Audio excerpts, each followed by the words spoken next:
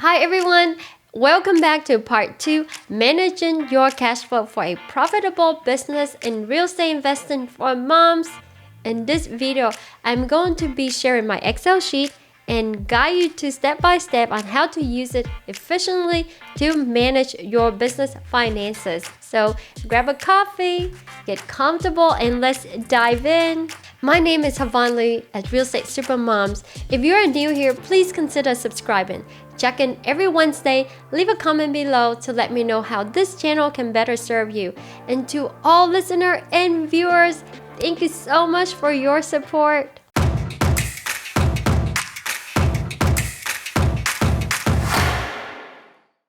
If you haven't seen part 1, it's okay to continue to this exercise in part 2, but I do highly recommend to go back into part 1 because that's where I laid out a very good foundation and different scenario and stages of cash flow and profit that a business can be in. Having to understand that foundation is going to be super helpful for you to navigate to as you are investing in real estate and using this powerful tool along the way.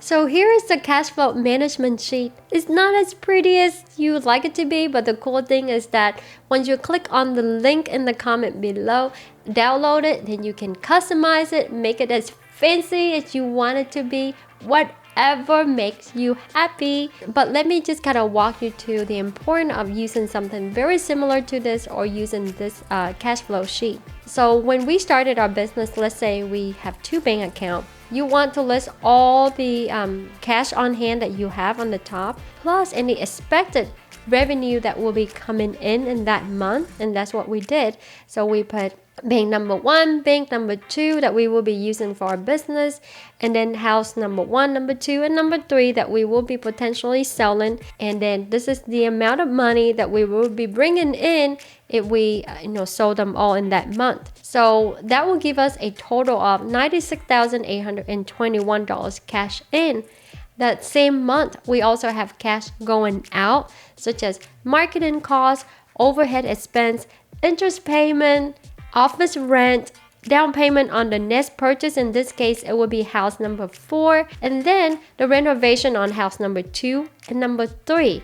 So with all of that expense, taking the cash in minus the cash out, that month we end up with about $30,021 of cash flow in our account that month. So then going on to the next month, you'll see that we have that carrying balance over of $30,021.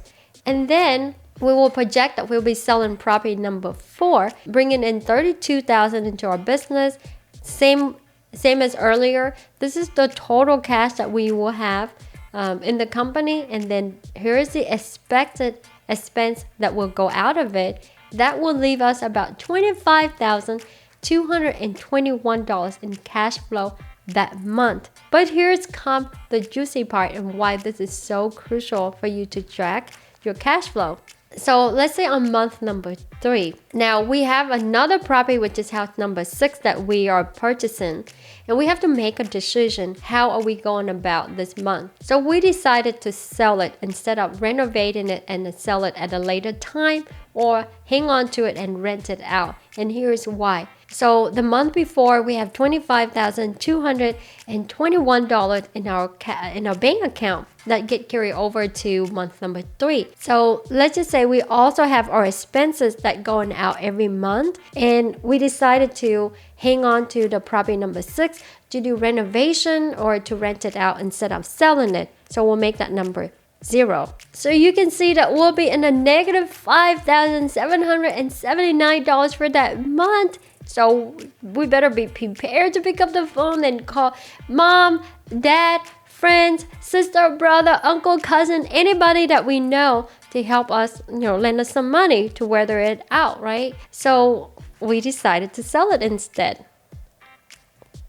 So there will be time in your business that you either fall in love with certain property, or you think this one's gonna have a great potential and we can just hang on to it for 5 months or 6 months. It will happen, and it's perfectly normal.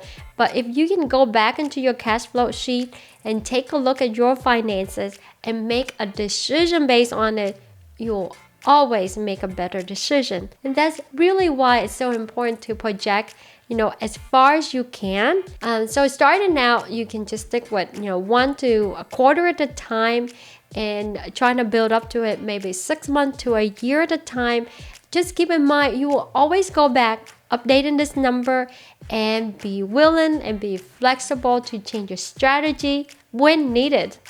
As you grow in real estate investing, there will be time that you are into investment that you have a high belief that this will give you a home run when you can weather it out. But sometime looking back into your cash flow and ask yourself, by looking into your number and say, can I really weather this out for half of a year or a year time to get to my home run deal? So this cash flow sheet is going to help you to stay on track and make a very informative decision that will help you to stay healthy and profitable.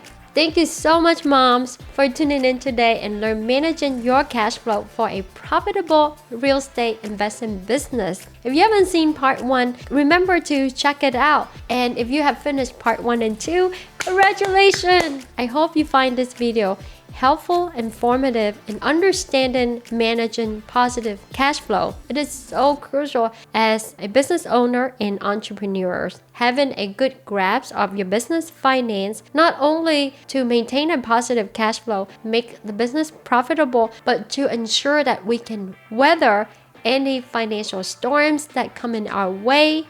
If you have any question or comment, don't hesitate to leave them below. If you enjoyed this video so far, hit that like, subscribe, and share this video with other moms to help them become real estate supermom. Thank you so much. See you on the next video.